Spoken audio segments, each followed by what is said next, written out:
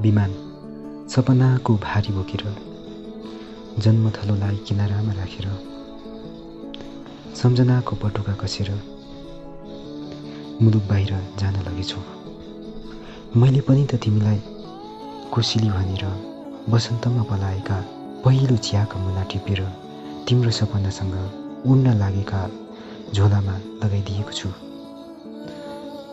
छुट्न सक्छ है तिम्रा यादहरूले बुनेका गल्लीहरू, आमाको हातका मिठो खाना, बाबाले दिएका दशैंका आशीर्वाद। आज क्षितिज पनि डम्म भएको छ, सधैँ सधैँ रित्तो झोला देखेर निराश हुने जुनकेरी। तर आज फुट्न लागेको झोला देख्दै पनि निराश छ। नजाऊ भन्न सक्दैन सायद प्रिय तिम्रो जुनकेरीले। झोला खोसेर लुकाउन सक्दैनन् सायद मुलुकको रगतमा रोग लागेको देखेर। तरै पनि सम्हालेर जान्छौ तिमी यादहरूलाई सम्हालेर, मुटुको पीडा लुकाएर।